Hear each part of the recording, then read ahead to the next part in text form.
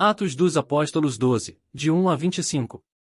Nessa ocasião, o rei Herodes prendeu alguns que pertenciam à igreja, com a intenção de maltratá-los, e mandou matar à espada Tiago, irmão de João.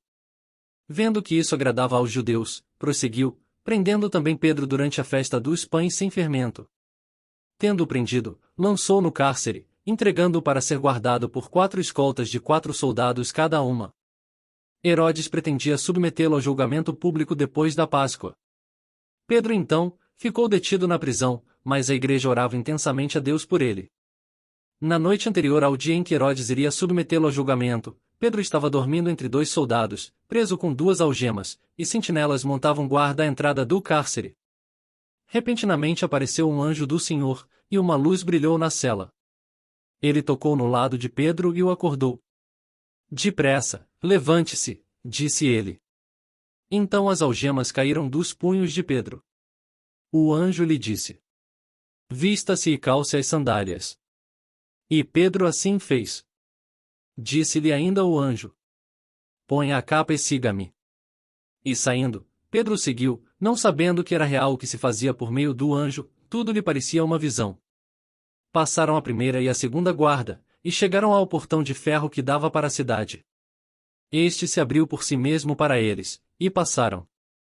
Tendo saído, caminharam ao longo de uma rua e de repente o anjo o deixou. Então Pedro caiu em si e disse: agora sei, sem nenhuma dúvida, que o Senhor enviou o seu anjo e me libertou das mãos de Herodes e de tudo o que o povo judeu esperava. Percebendo isso, ele se dirigiu à casa de Maria, mãe de João, também chamado Marcos, onde muita gente se havia reunido e estava orando. Pedro bateu à porta do alpendre, e uma serva chamada Rode veio atender.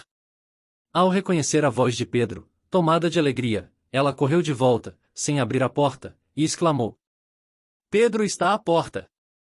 Eles, porém, lhe disseram: você está fora de si. Insistindo ela em afirmar que era Pedro, disseram-lhe: deve ser o anjo dele. Mas Pedro continuou batendo e quando abriram a porta e o viram, ficaram perplexos. Mas ele, fazendo-lhe sinal para que se calassem, descreveu como o Senhor o havia tirado da prisão e disse: contem isso a Tiago e aos irmãos. Então saiu e foi para outro lugar.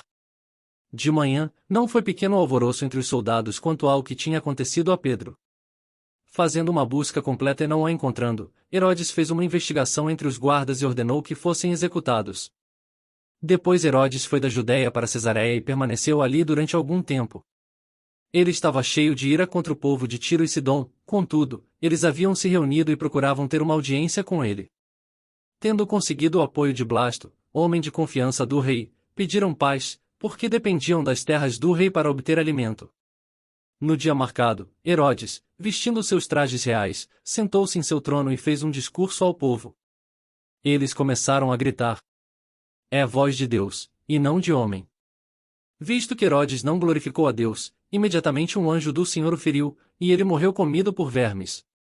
Entretanto, a palavra de Deus continuava a crescer e a espalhar-se. Tendo terminado sua missão, Barnabé e Saulo voltaram de Jerusalém, levando consigo João, também chamado Marcos.